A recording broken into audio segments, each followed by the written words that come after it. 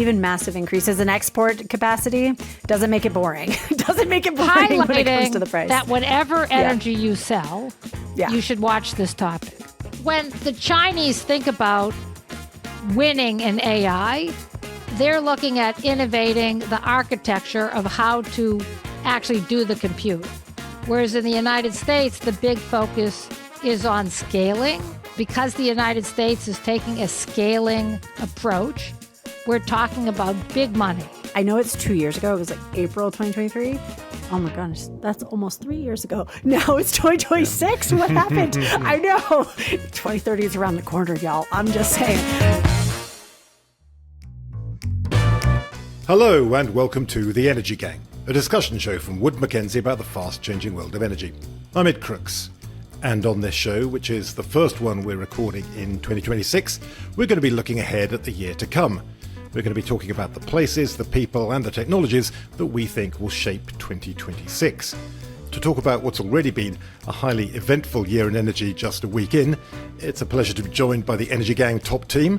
Melissa Lott is a partner for energy technologies at Microsoft. Hello, Melissa. How are you? Doing great. I'm really curious how y'all's holidays were. It's been a few weeks, but do you guys know Irving Berlin, White Christmas, the song Snow, Bing Crosby?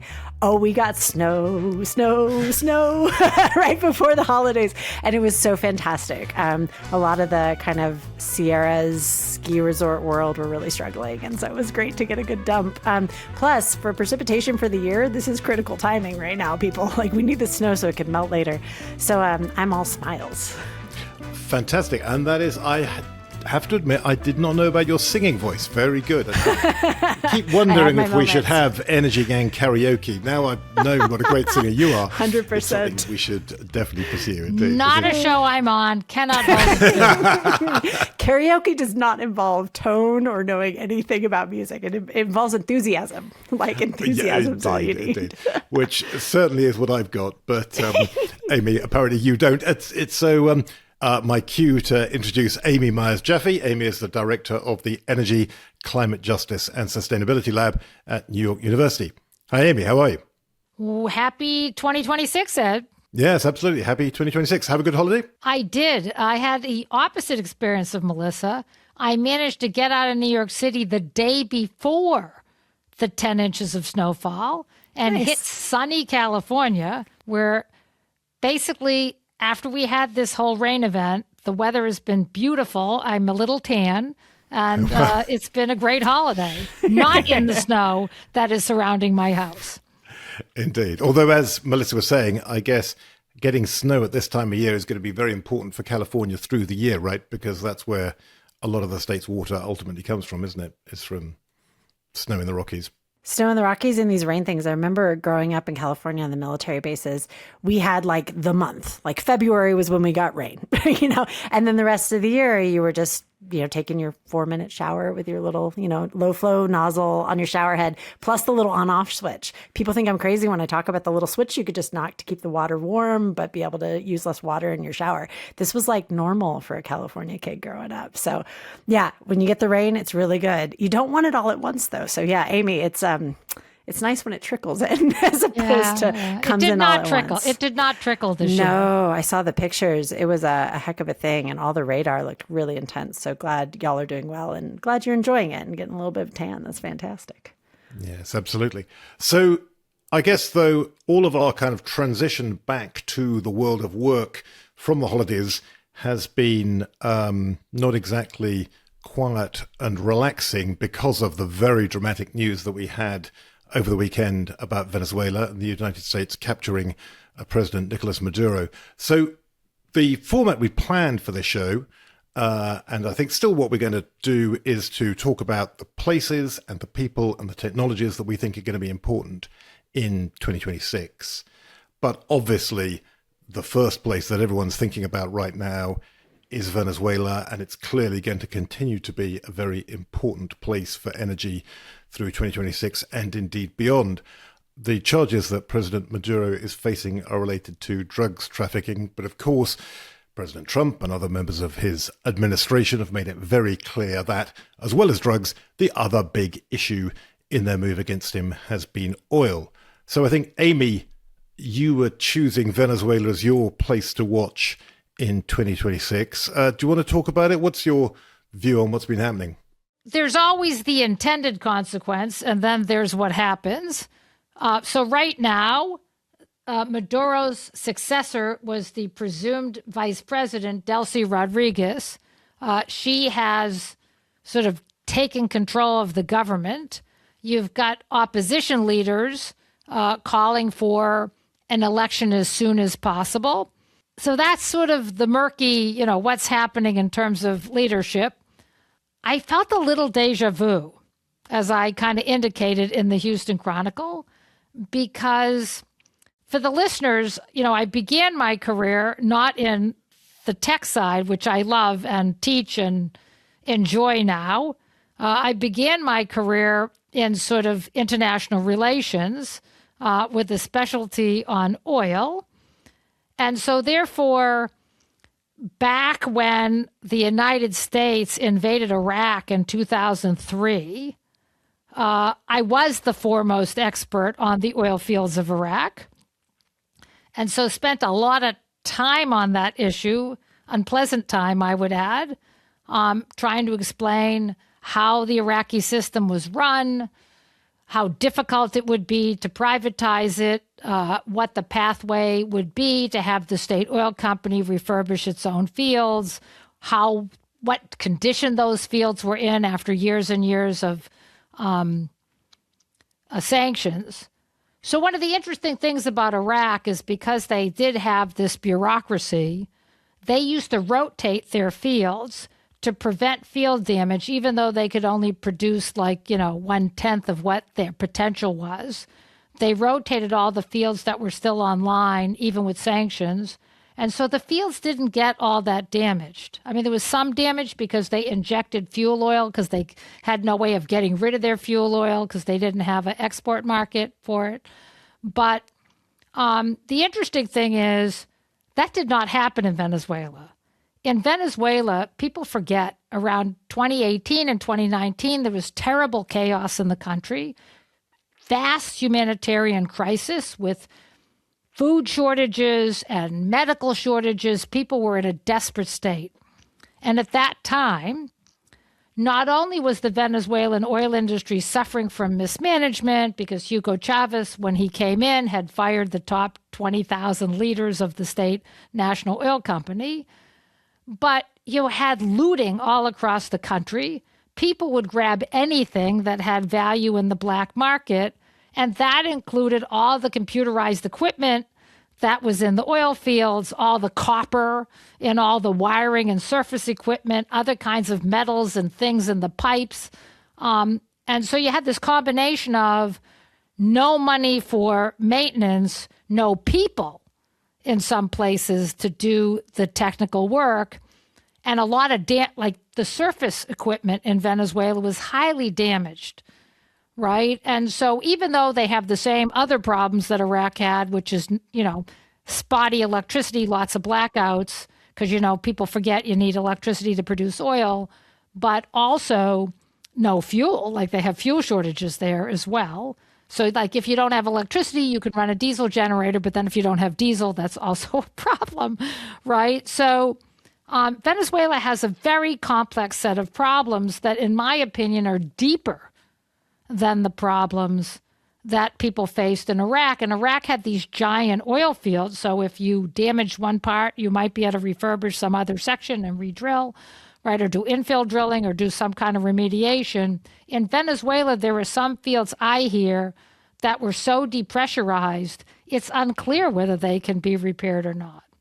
And they're smaller, more complicated fields. A lot of the stuff that's actually still operating, like Chevron's facility, is ultra heavy, think asphalt heavy, tar heavy oil that has to be upgraded. It's expensive. So Chevron's still there to do that part, but no one else, the other ventures that were doing that also have been pretty much shut down. And so Venezuela's production is low, and there's a lot of damage to clean up to get it back to any kind of state of normal operation.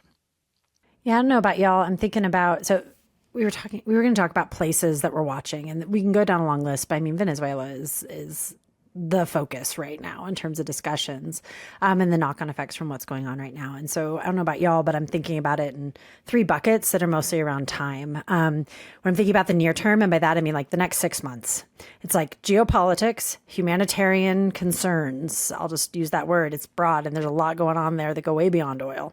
And then prices, like what is this going to do to markets and the impacts that those are going to have both within the country and outside of the country. And so those are my three that I'm watching when it comes to the near term, like what's being decided today, tomorrow, next week, next month, that is going to affect things here in the short term. And then there's this near medium term, which is in all eventualities that I can see.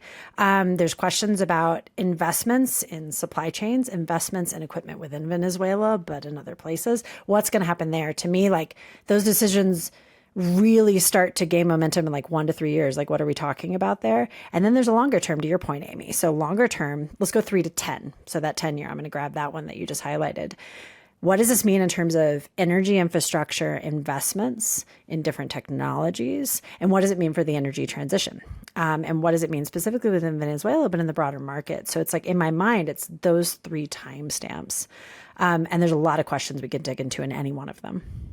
Right. And I think that's really interesting then, your point, Melissa, about that long-term perspective, because that's where I think there is an interesting analogy that can be drawn with the invasion of Iraq in 2003.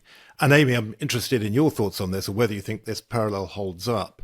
That clearly when the George W. Bush administration looked at the world and looked at the position for oil in the early 2000s, they thought that US production was in inevitable long-term decline. They didn't predict the shale revolution, the tight oil revolution. They couldn't see that coming. They thought US oil consumption was only going to grow and its production was only going to decline, and therefore imports were going to rise and rise and rise inexorably without limit. And that led to a lot of decisions in terms of US energy policy in the 2000s, to energy policy acts, the massive growth of corn ethanol and so on. And it seems very likely, and obviously there's still a lot of arguing even now, 23 years later now, still a lot of arguing about exactly what the US motives were for invading Iraq. But it seems to me highly plausible that at least one of those motives was thinking that the United States is going to be increasingly dependent on oil imports, and therefore it needs regime change to create in Iraq a friendly country that has a lot of potential for oil production growth and can act as a supplier to the United States in the long term. Question, is there anything like that in the current situation with Venezuela, where obviously the position of the US is vastly different? The US is the world's largest oil producer by a long way.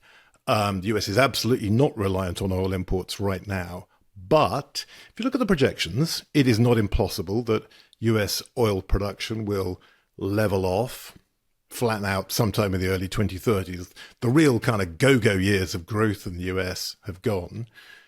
And at the same time, other countries with oil production that are, broadly speaking, friendly to the United States, their production may be in decline. And oil demand globally is still growing. And again, that's probably going to hit a plateau sometime in the 2030s, but certainly at least for a while, it's continuing to grow. And so is it the case that despite being an oil superpower now, the United States still has an interest in encouraging increased production from other parts of the world, and in particular, broadly speaking, friendly countries such as Venezuela, and that is a key motivation behind the action against President Maduro? Do you think there's anything in that, Amy? I mean, let me just try to deconstruct that. It's so challenging. Now I'm going to make a nerdy comment, like a really oil nerdy content. There are different kinds of oil, believe it or not. Some oil is like alcohol, and it's just like gasoline. It's almost like an alcohol liquid when it's produced. And some oil, like in Venezuela, is very heavy, and some of it's so heavy, it's like tar, and they have to do things to loosen it up and heat it even to ship it, right? So it happens that we have some refineries in the United States, like Chevron's Pascagoula refinery, that were specifically built to refine very heavy oil. And the oil that gets produced in North Dakota and in the Permian Basin in Texas is more like the alcohol-y kind of fuel. And so that actually can't be really run in some of these heavy crude refineries. And so one could argue that the Venezuelan oil could be very useful, though now it's all going to China because of sanctions. But I feel like that's really a different thing. Okay, I mean, from my perspective, okay, I think the thing that never made the news and was really a critically dangerous issue was two things that never get discussed. Didn't get this. The Biden administration did military operations around this, and it just never hit the news. So Venezuela threatened their neighboring country, Guyana. And they said that the territory where Guyana's become a very big oil producer and they're an important part of the market, the Venezuelans kind of said, hey, we got this border dispute and this Guyanan oil isn't theirs, it's our oil. And a border dispute, history fans will know it's a border dispute going back to the early 20th century into the 19th century. That was some of the earliest kind of discussions about the Monroe Doctrine and what that meant in terms of US influence go back 120 years and more. It's fascinating the way history kind of repeats itself. And let me just be clear for the listeners, because it's just kind of interesting because it never hit the news. I mean, it was in the Miami Herald 1 week. Yeah, but you're right, it was not a big deal. The Venezuelans built up a tremendous military buildup of drones and ships and all kinds of things to attack Guyana. The United States military had to threaten them to back down. Then we started doing military flyovers. Then the Russians sent a warship, which was spotted from the coast of Miami. So there was just this minute of high escalation, which eventually resulted in sort of a de-escalation, through diplomacy and through military. The United States Air Force really engaged on the problem in a way that, again, never hit the news because no shots had to be fired. And the Russians moved their warship back from its routine mission in the Americas. So there was like a week or two where the rest of you were all doing what you were doing, and I was in the world thinking Cuban Missile Crisis, Cuban Missile Crisis, Cuban Missile Crisis, and then it kind of dissipated. So if you're the Trump administration and you come in and you saw that the Biden administration had to deal with that and you're negotiating these very tricky negotiations over Ukraine and so forth, then making sure that the Russians and the Venezuelans don't attack Guyana in your hemisphere is an important thing to eliminate. Yeah, that is a great point. It's not just about the outlook for Venezuela's oil production. It's also about Venezuela not seizing control of Guyana's production, which, as you say, is becoming increasingly important to global markets. So we ought to move on from Venezuela. I think we could clearly talk about it for the whole of the rest of the show, but there's various other issues that we're going to be talking about that I do want to get to. Before we do, I just wanted to flag up one other place to watch, which I do think is important, and I think people should be thinking about, which is the US Gulf Coast, the Gulf of America, Gulf of Mexico, whatever you want to call it, and very specifically the LNG terminals along that coast. There's a huge investment boom going on there right now, a lot of construction happening, which is adding massively to US gas export capacity. The US is already the world's largest LNG exporter by some distance.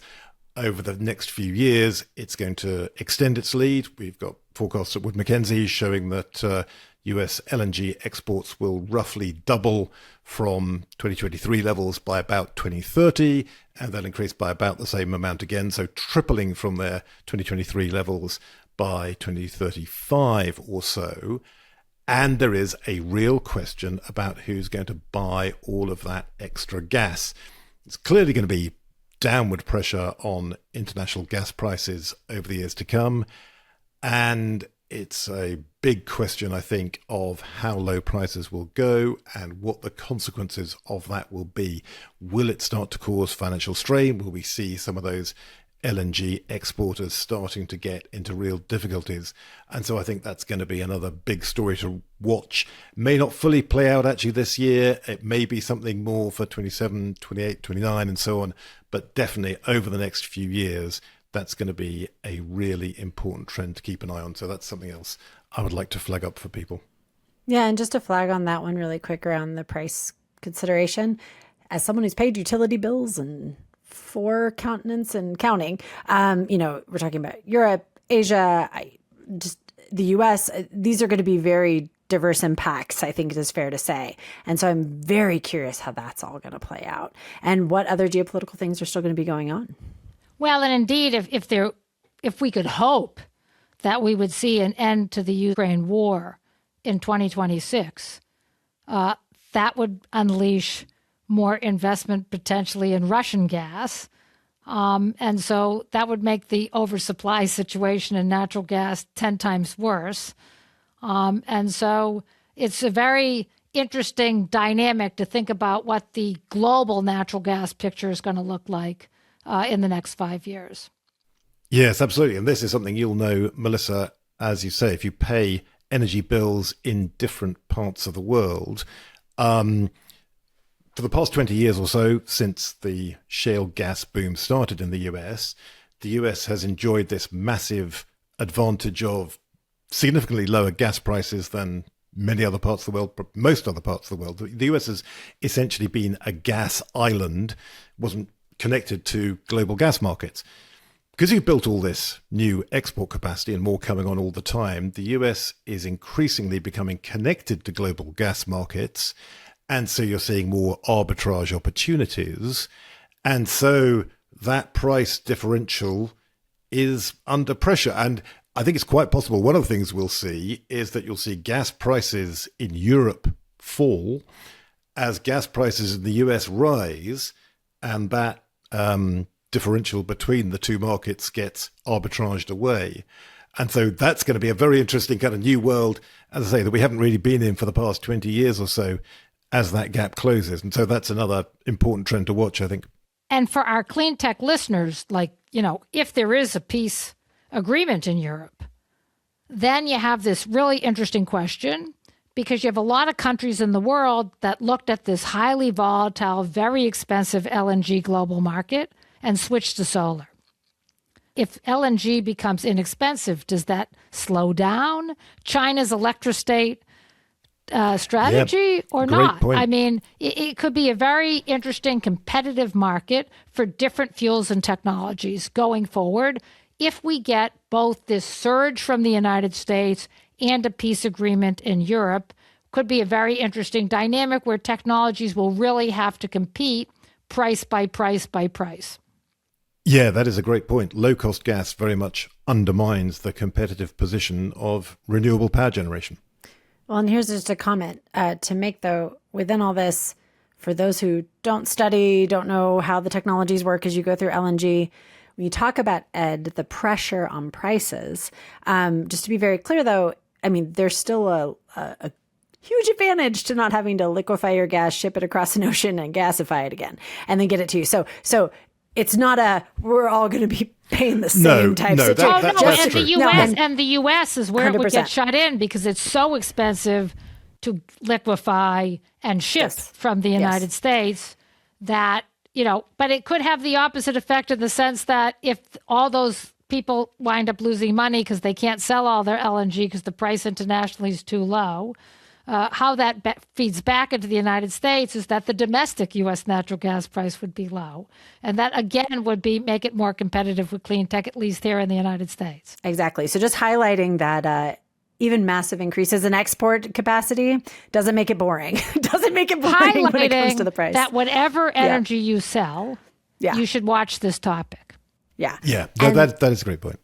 Yeah. And I'll just say your place, Ed, spoiler alert, and my person that I'm going to be watching this year, amongst others, are very related. So when we want to get into that, let me know. Yeah. Let's do that in just one minute. Just before we get to that, because I have such a lovely image for your point, Melissa, about, as you say, the difference between gas that comes in a pipeline and gas you have to liquefy and ship in a tanker and then regas again. Heard a Chinese a gas company executive talking about this. He said, the difference between pipeline gas and LNG is like the difference between tap water and bottled water. He said, tap water, if you can get it, it's better quality, it's cheaper, it's super convenient.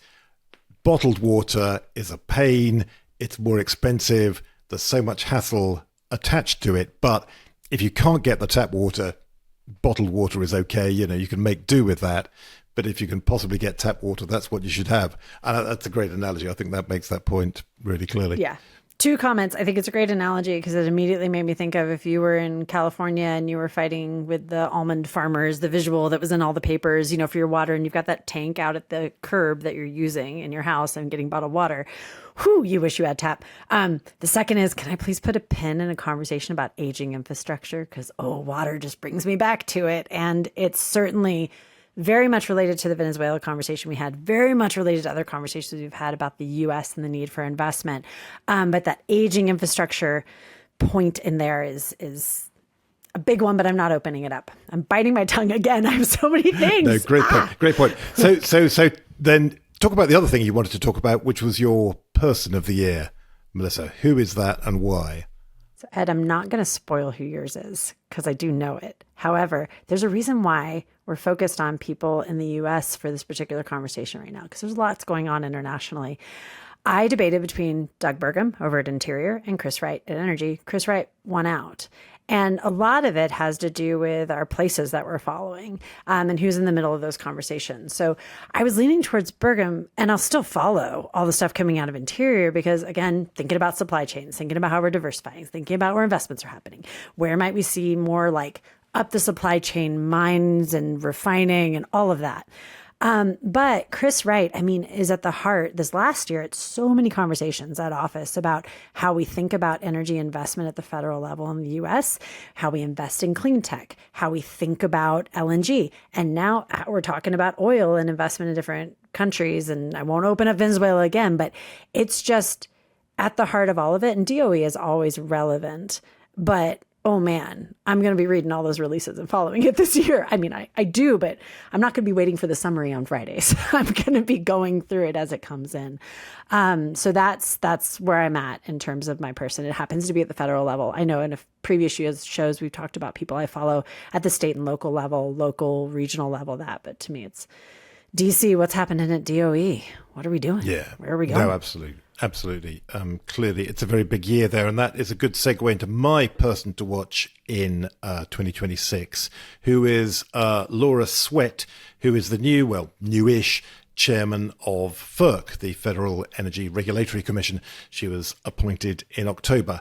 And really, the reason I'm picking her very much connects to what Melissa's just been saying, that this is a very exciting, fluid and challenging also time in US energy because of electricity demand growth, all of the issues around the development of AI and data centers to support it that we've talked about so many times on this show. And this is going to create a whole new set of challenges for regulators of all kinds, and probably FERC, the federal regulator in particular. And the big reason for choosing Laura Sweat is she has a big issue to contend with early in her chairmanship, which is coming from Chris Wright, this initiative to give FERC more control of the interconnection process for large loads such as data centers. And this really is pretty radical change to the way that interconnection process has been done in the past. Very much handled at a state level. Chris Wright, as we've discussed many times, sees AI as a national security priority, really wants to accelerate the development of AI in the US as rapidly as he possibly can, and sees marshalling energy infrastructure to support that as the top priority, a top priority certainly for his department.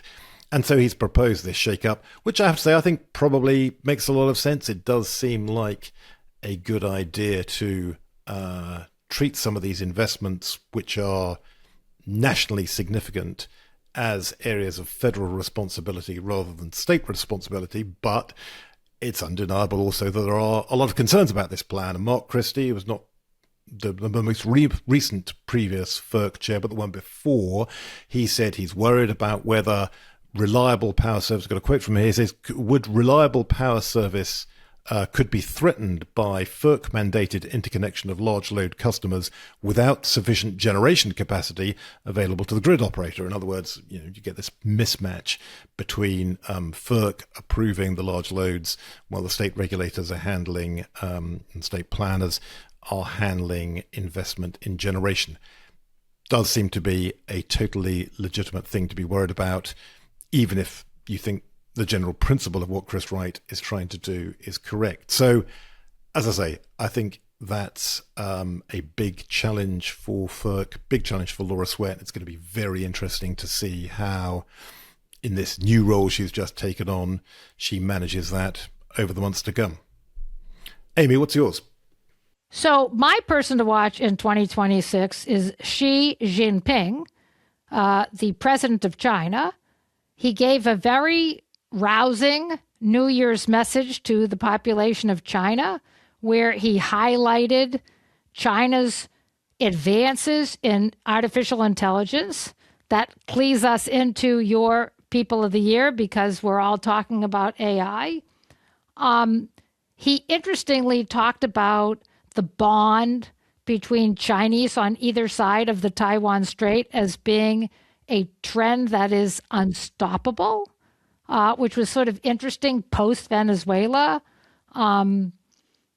Little bit of a interpretation has to be made there about what's the thinking of China about the United States' action in Venezuela and what it means for their own geopolitical responses globally. Definitely something to watch. And the Chinese are making some progress in their work on AI. And Bloomberg, in its 2026 wildcards, suggested that China surpassing the U.S. on AI models could be a top wildcard in 2026. So, of course, the U.S. currently seems to be very ahead. But some people are saying because China has focused on an open source policy, whereas the U.S. companies are working in a very proprietary fashion, could give China an advantage. Other people say, well, on the other hand, the censorship that goes into working on AI in China is a real hindrance to China being able to make progress. And then the financial numbers are really different. When the Chinese think about winning in AI, they're looking at innovating the architecture of how to actually do the compute. Whereas in the United States, the big focus is on scaling. So in terms of the billions of dollars being spent, because the United States is taking a scaling approach, we're talking about big money. Venture capital investing $193 billion, big tech investing $370 billion, over the last year, whereas the Chinese numbers are smaller. The government's put in $56 billion, and their private sector big tech has put in $24 billion. But there's still this idea, what's going to be very significant, and why I'm picking Xi Jinping, is that this is the year that China does its next 5-year plan, and that is going to be something to watch. Yeah, that's really interesting. That would also be a very good contender for technologies to watch in 2026. Certainly going to be very important to watch what happens in AI, such a fast-moving area with such huge implications for energy. But what else have we got? Who wants to pick their technology to watch? Melissa, what's yours? So talk about a segue. You didn't know this because I didn't tell y'all before this. Amy and I chatted briefly. But for me, I'm looking across energy storage technologies. I'm looking at it from two different ways. One, where are we seeing different technologies get off the learning bench and go into commercialization? And two, where are we seeing for kind of like already commercialized, I'm focusing on the whole thing, but already commercialized technologies, investments in developing a more diverse supply chain? Like, where are we seeing that? And also just a deeper supply chain. Where are we seeing more capacity, period, and then more capacity in different geographic locations? And I am following what happens in the US and what investments happen there, but I'm looking globally, like who's stepping up and who's digging in the dirt and pouring the steel down. So it's battery chemistries at that really launch into full commercialization, demo to commercialization, and then also who's investing in the supply chain. That's what I'm looking at. Yeah, so I think I should go next because my technology is also about energy storage, and actually one specific issue there, which is iron air batteries. The iron air batteries produced by Form Energy. I'm sure you know, Melissa, I know you've been following the story. So their first commercial installation, absolutely, yeah. So, and been working on it for years. It's now kind of coming to fruition in the sense that their first commercial installation, the Cambridge Energy Storage Project in Minnesota, it's expected to be fully operational this year. Huge interest in long-duration energy storage, tremendous excitement over Form. Still, I think some big questions over that technology. There have clearly been some significant challenges that they've been facing in scaling up their manufacturing, and now they're going to need to scale the capacity again very significantly if they're going to meet all the future demand. Great piece I would recommend to people if you're interested in reading more about Form Energy. Latitude Media had a good piece in October of last year. They quoted the CEO, Matteo Jaramillo, as saying there had been immense learnings, as he put it, over the past year about how to manufacture those batteries at scale. I say it's clear they've had some issues in terms of what they've been doing, and I think will have further issues as the company grows. I think there's also interesting questions about actually where their particular technology fits into the market. So they talk about these storage batteries for 100 hours.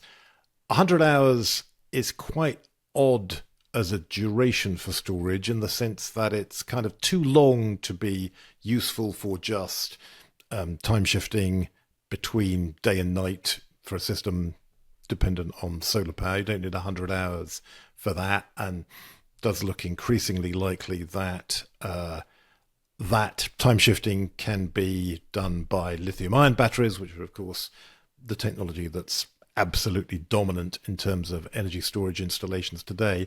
But on the other hand, 100 hours is also not really long enough for what they call the Dunkelflaute, if you're thinking about the dark doldrums where very dark conditions and the wind isn't blowing, so wind and solar generation is very low. That kind of weather can go on for 2 weeks at a time, 3 weeks sometimes, and so 100 hours doesn't really cover you for that. So I think we're going to learn about exactly how these systems perform, where the market for them is going to be. As I say, don't want to take anything away from what they're doing. It's a very exciting company, a very exciting product they've got there. But I think we're going to learn a lot more this year about what it really amounts to, what the issues are with manufacturing at scale, and what its commercial and technical place on the grid is actually going to be. And can I say two quick things before we go to Amy's technology around Form? One, Form was actually part of that. Do you guys remember when I did that PBS Nova thing with Miles O'Brien and we did like a whole, transitions and pathways? So Form was profiled in it. And so for those who aren't familiar with Form, I know it's 2 years ago. It was like April 2023. Oh my gosh, that's almost 3 years ago. Now it's 2026. What happened? I know. 2030 is around the corner, y'all. I'm just saying. But it gives you a breakdown of like what kind of things. But to your point, what kind of things Form has developed, where they were, and you can kind of see the trajectory and it breaks down the basics on it. But to your point, Ed, I'm all about caveats, but I would just say, man, if I had a one-size-fits-all perfect solution for all situations, including multi-week drops in energy, I don't know what I'd be doing, but probably what I'm doing today, but it would be great. When stuff goes wrong, I want lots of tools in my toolbox. And so I would just focus on all these different chemistries when I'm thinking about them. It's like, what are their best applications? Because back to the diversity standpoint, the supply chains, geopolitics, like that diversity is really good from a resilience standpoint. But that's resilience in supply chain and resilience in operation. You have different things that are meant for different things. So they're not trying to do a job they're just not trained for, ready for, or ideally situated for. And this is a big industry. It's not we need one solution. We need lots of stuff in lots of places. So I just would bring that out so it doesn't sound too dark that they're not capable of everything. It's like they've got some interesting 100-hour battery, a 1-hour battery. They both have different value propositions that are very interesting and great tools to have in your toolbox, depending on what you're facing.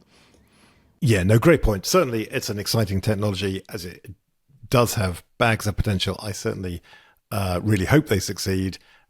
Let's see how they go, because definitely, as you say, there is a real need for that as part of the toolkit. Amy, what's your technology? Well, I'm going to take a slightly different turn here. So my technology of 2026, because the year started out with a little bit of news on it, are humanoid robots.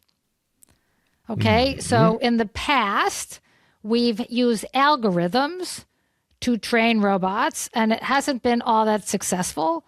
For those of you, I got a beautiful Roomba vacuum from my daughter for one Christmas. And I can attest that the thing did not work. So I'm not surprised that they went bankrupt and are now being taken over by the Chinese manufacturer that was making it. But that said, you have a lot of money going into robotics. Goldman Sachs is estimating that the market will be $38 billion over the next 10 years. And you have Hyundai making a big investment. They've bought, Ed, you've mentioned on a past show, Boston Dynamics. So Hyundai now owns 88% of that. They're saying they're going to commit to that field and put a lot of money in they want to be able to produce thousands of humanoid robots by 2028. They're starting to test them in their car manufacturing plant in Georgia. So I feel like we might be seeing, and the Chinese really want to dominate this space as well.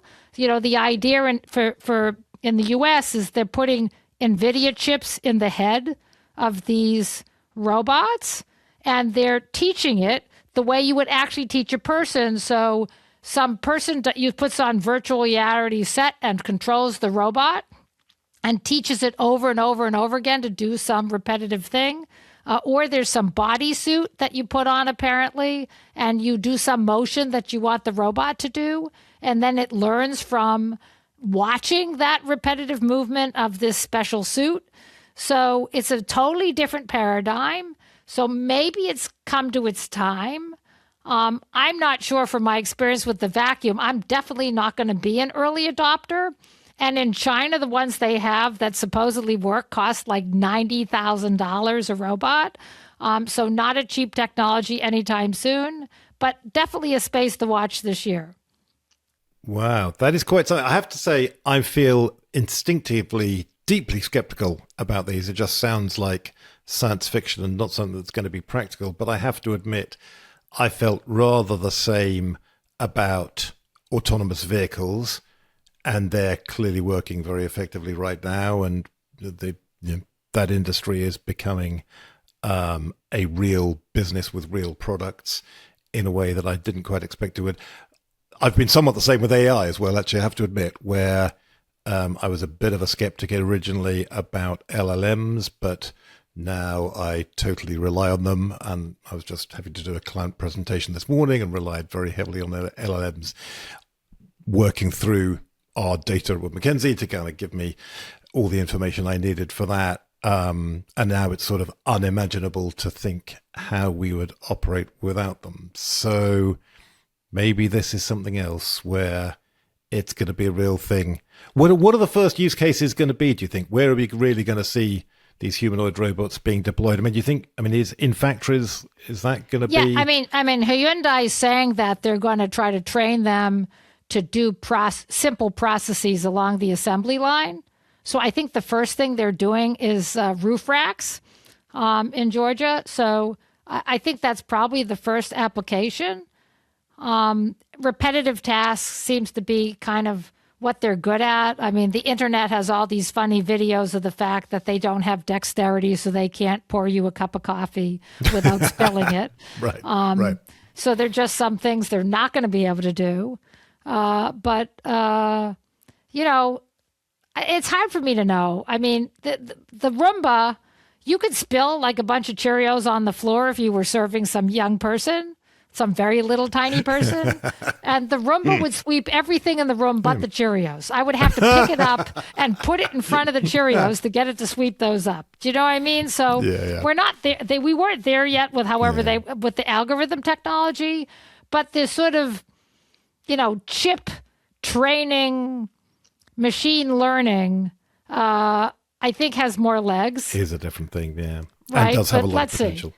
Yeah, let's see. What do you think, Melissa? You skeptical about humanoid robots, or do you think they're going to be a thing? Oh, man. I'm not going to tell the whole story, but for those who have not read any of Isaac Asimov's Caves of Steel, iRobot, like all those books, there's one called The Naked Sun, which is based on this planet called Solaria. And there's like way more robots than humans. Every human's living on tens of thousands, maybe it's hundreds of thousands of acres. I'm going to go reread this book this weekend. It's coming off the shelf. But it's that whole idea of when you go through the different planets in that book, I think there's a parallel here. I'm getting nerdy, I know, but it's like you saw the evolution of each planet as humanoid robots evolved. And Solaria was an extreme version of this. So coming back to reality, I had a shark and not a Roomba, and it worked great. I still had to touch up sometimes, but that sucker cleaned everything and mapped out my house. Issue, when I tried to go to a new house and I followed the instructions to like reprogram it, no, that was not going to work. It was too much. The whole thing just kind of gave up the ghost. And so there it was. But I think there's a lot of potential in it. I'm with you, Amy. I will not be an early adopter, but I'm a nerdy following it type person. And you're now reminding me how much I missed my shark because it didn't come to this new place because, couldn't reprogram it. It got donated. Somebody at the Goodwill got to pick it up. Yeah, that is very interesting. And certainly a lesson there for the future of robotics, I think, in terms of flexibility, being important. Thanks also for the reading recommendation. It wouldn't be a proper edition of the Energy Gang if we didn't give people a book recommendation to take away. Yeah. But unfortunately, we do have to leave it there. Before we do, though, free electrons, personal things we've brought in. Who wants to go first? Amy, what's yours? So mine is the blackout in San Francisco. People in Silicon Valley design against their own personal experiences. And so the blackout in San Francisco really shocked everyone. And one of the things that happened is that the AVs, now that you praise them, Ed, the AVs stopped dead and then blocked traffic because they couldn't operate. And so the question is, what does that send back to the drawing board? What different things are now going to have to be incorporated into designs? The word resilience is a big trending word now in the Valley and in the United States in general about what we have to do to design for resilience. Now that all these people in San Francisco had a really horrendous evening, I think that might be an influence on the tech sector. So throwing that out as my free electron. Yeah, that is really fascinating and very much goes back to that discussion we were having earlier about the importance of energy storage and also the importance of flexibility in complex systems, particularly in a system as critical as the power grid. So, Melissa, what's your free electron? Did you notice I got a book recommendation out? I'm just saying early so I can make my free electron something else. Okay, so if I say this phrase to y'all, do you know what I'm talking about? Less talk, more steel. No, it's not Zoolander or anything else. The Blue Steel. Is that the movie? No. So it's whoever did marketing for this company, Intersect, which is one I'll talk about in a minute. I like you. It's like practical pathways forward. Less talk, more steel. Whoever you are, good job. You're not in my field, but you're in the energy field. So we'll just celebrate that tagline. So this company has a project portfolio that is like a bunch of different projects for like on-site, near-site generation in Texas. So we're going back to my home state. In Haskell County, they've got this big one that's solar PV plus BESS battery energy storage systems is in construction. They've got another one in Texas as well that's like solar plus wind to like, complement each other, start to fill in some of the gaps. But the big announcement that came out is that they are being acquired by Google. I guess it's Alphabet, but that world. And so their technology is really interesting. A bunch of it's in construction. I've followed them for a while. So that was just one of the many announcements that people snuck in over the holidays. I was like, why are we announcing stuff, right over the holidays, y'all? But I mean, the newsreels were full. It was really hard to pick a free electron, but I just, their technology is cool. It's really interesting. They're building it. I thought that was fun for people who haven't followed it. Yeah, that is fascinating. So how does it work then? What is it exactly they do? Yeah. So what they talk about is essentially how do we build these combination, like they do fossil fuels plus storage for carbon capture and energy storage and other things. They talk about that, but I've been focused more, and I know a lot more about their renewables plus batteries, which if we hark back to my days at Columbia University, we did a lot of studies on, including in Texas, how much storage would you need to fully fill the gap for 24/7 power? So I do have questions for how the systems are being constructed, but they build these combinations. Okay, we have co-located solar and storage, solar, wind and storage, to get closer to a firm power dispatchable system. And there's lots of cool pictures on their website. They do have operating systems in Texas, so you can read about it. They also operate, I think it's in California and a few others. People can fact check me on their website. But that announcement was one of the ones that I was reading over the holidays with a bunch of other ones before, other things we've already talked about on the show have happened. Yeah, that is really interesting. A very, very important area to be working in. So, and the name of the company again is? Intersect. And I put a link that maybe we can throw up in the show notes or something. But it's interesting. And I was just looking at, again, back to supply chains, companies where investments are happening, who's getting acquired, what are they being used for, what's going on. So that was an interesting one to me. And I will say part of how I found it was shout out to my friend Doug Lewin, University of Texas Longhorn days. He is a fellow podcaster. Y'all may have crossed paths with him, but he accepted a job at Google 2 months ago. And so I celebrated his stuff going on. I've been kind of like watching, what he and his colleagues are doing as they talk about, he does markets in Texas. So Doug, if you're listening, congrats on the gig. I hope you're having a great time. Yeah, absolutely. So my free electron then is a podcast recommendation. I just wanted to give a plug to the Energy Gang's sibling podcast, the Interchange Recharged, also produced by Wood Mackenzie, just because, well, I suppose partly because I'm going to be on it, and also because it has a new temporary presenter, Sylvia Leyva-Martinez, who you may well know if you listen to that podcast, has taken a break for a short while. And while she's gone, the hosting duties are going to be handled by another colleague of mine called Bridget Van Dorsten, who is a very brilliant energy analyst that we've got. That will certainly be a terrific podcast with her in charge of it. And I'm very much looking forward to talking to her. We've got a conversation. I always enjoy my conversations with Sylvia, where we did the sort of the cross podcasting. Well, there's a technical term for that, isn't there? The cross promotion of the two podcasts. Anyway, going to be doing that again with Bridget, and I'm very much looking forward to doing that in a few days. So do look out for that when that gets published, because hopefully that should be a really great and interesting discussion. So we do now have to leave it there. It's been great talking to you both, though. Fantastic conversation. Fantastic look ahead to what we can expect, all the things we're going to be talking about in 2026, and no doubt a whole lot more things are going to come up that we haven't thought about, we're not even dreaming of right now, as the way of the world and the way of this energy sector. But as I say, it's been great to kind of think about a few of the things we're going to be thinking about. Amy, thank you very much indeed for joining us for this. Thanks for having us here. Melissa, thank you very much. Yeah, thanks for having us. Thanks for the conversation. Happy 2026. Yeah, thank you very much, Melissa. It's been great talking to you both. Happy 2026 to you too. Look forward to many more great conversations as the year goes on. Thanks to our producers, Toby Biggins-Gilchrist, Stuart Duffy and Dan Cottrell. And above all, many thanks to all of you for listening. We really do value your feedback, so please do keep that coming. And we'll be back very soon with all the latest news and views on the future of energy. Until then, goodbye.